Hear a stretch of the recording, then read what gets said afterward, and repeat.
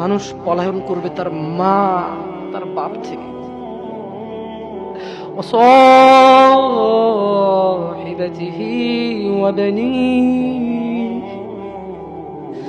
তার স্ত্রী তার সন্তান থেকে পালাবে। লিকুল্লি ইমরিইম মিনহুম ইয়াওমাইযিন শা'নুন ইউগনি। কিয়ামতের মাঠে মানুষ প্রত্যেকের হবে এমন গুরুতর অবস্থা যে সে নিজেই এত ব্যস্ত থাকবে। একটু চোখ বন্ধ করে ভাবুন, কিছু নাই পৃথিবীতে, আপনি একা, আপনার গুনাহ দেখা যাচ্ছে, চতুর্দিকে আগুন দেখা যাচ্ছে, আল্লাহর বিচার হচ্ছে, মানুষ জাহান্নামে পড়তেছে, মানুষ উলঙ্গ, কেউ কারো লজ্জাস্থানের দিকে তাকাচ্ছে না, মা তার সন্তানের খবর নিচ্ছে না, সন্তান তার মায়ের খবর নিচ্ছে না, স্ত্রী তার স্বামীর খবর নিচ্ছে না, স্বামী তার স্ত্রীর খবর নিচ্ছে না। প্রত্যেককে নিজস্ব একটা ব্যক্তিগত ব্যস্ততা, দুশ্চিন্তা, তার টেনশন, আগুনে যাবে নাকি জান্নাতে যাবে তাকে ব্যস্ত করে রাখবে। এই ব্যস্ততার দিনে কিছু চেহারা হবে উজ্জ্বল।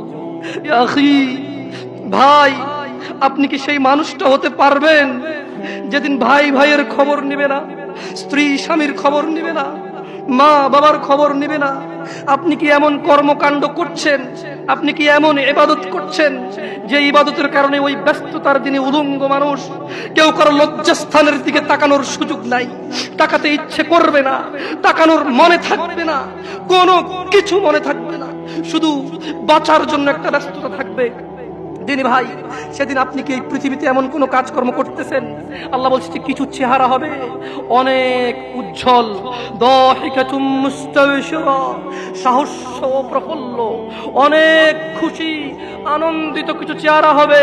ওয়াজুহু ইয়াউমাইযিন আলাইহা গাবারা, আর অনেক চেহারা সেদিন হবে ধুলি ধূসর, চিন্তায় মলিন, কান্নায় ভেঙে পড়ার মতো, চিন্তিত, ঘামিয়ে যাবে।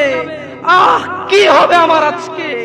সেদিন মানুষের দুইটা অবস্থা হবে, কিছু হবে হাস্যোজ্জ্বল, যারা পৃথিবীতে আল্লাহকে মেনেছে, সালাত আদায় করেছে, রাসূল সাল্লাল্লাহু আলাইহি সাল্লামের শিক্ষা শিক্ষিত হয়েছে, যারা কোরআন তেলাওয়াত শিখতে গিয়েছে, বয়স 40 হোক শরম পায়নি, বয়স 60 লজ্জা পায়নি, বয়স 20 লজ্জা পায়নি।